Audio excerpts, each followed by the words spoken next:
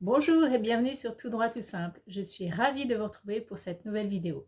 Aujourd'hui, on va parler des relations entre les juristes et le business et plus particulièrement des relations avec les commerciaux. Quand on est juriste d'entreprise, on a beaucoup de clients internes, les acheteurs et les vendeurs qui travaillent dans l'entreprise. Pour garder de très bonnes relations, il faut rendre un service qui est le meilleur possible, être disponible, mais il faut aussi éviter de heurter son interlocuteur et donc de dire certaines phrases qui peuvent agacer en fait.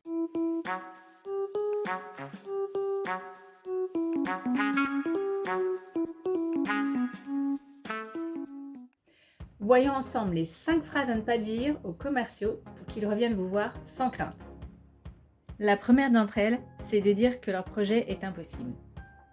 Certains commerciaux, mais évidemment pas tous, ont tendance à penser que parce qu'ils ont des objectifs à tenir, ils sont les seuls à faire tourner l'entreprise car ils ramènent du chiffre d'affaires. Et du coup, le juriste n'est là que pour valider un contrat ou l'approuver sans réelle valeur ajoutée. Le juriste d'entreprise doit se positionner en business partner, c'est-à-dire qu'il doit accompagner les clients et être proactif, aller chercher l'information nécessaire pour aider à la construction du projet. Puisqu'il ne faut pas dire que le projet est impossible, il faut donc accompagner le business avec des nouvelles idées. Et bien évidemment, emporter la conviction. Et le secret, c'est que les commerciaux y voient leur intérêt et surtout celui du client. Si la solution proposée est trop coûteuse, trop longue, trop difficile à négocier ou à mettre en place, elle ne sera pas convaincante. La deuxième erreur consiste à faire un cours de droit au commercial qui ne connaît absolument rien au domaine juridique. Le vendeur ou l'acheteur qui vient demander de l'aide au juriste a des attentes bien précises. Mais surtout, il attend de vous un conseil et une solution très concrète. En fait, il n'est pas intéressé de savoir comment vous allez vous y prendre, mais uniquement du résultat final, pour pouvoir s'assurer que son projet verra le jour. Il vous faut donc aller droit au but et être synthétique, pragmatique et concret. D'ailleurs, je vous donne un conseil à mettre en place tout de suite. Quand vous rédigez une opinion juridique, faites toujours en première page un résumé de votre recommandation. Ça permet à l'interlocuteur d'aller tout de suite à l'essentiel sans avoir besoin de lire les 5, 6 ou 8 pages qui détaillent vos explications. La troisième erreur consiste à dire que vous n'avez pas le temps, ce qui est fort possible par ailleurs. Par méconnaissance de votre métier, certains interlocuteurs considèrent que votre temps est moins précieux que le leur, puisque vous êtes une fonction support qui ne rapportez pas de chiffre d'affaires. Il va donc falloir expliquer vos contraintes et surtout comprendre s'il y a véritablement urgence à traiter ce dossier en particulier. Chaque interlocuteur considère son dossier comme prioritaire et urgent. Sauf que vous, des dossiers prioritaires et urgents, vous en avez une pile devant vous. Il va donc falloir arbitrer et prioriser. Cela signifie interroger et connaître bien le contexte, car honnêtement, des vraies urgences, il y en a assez peu.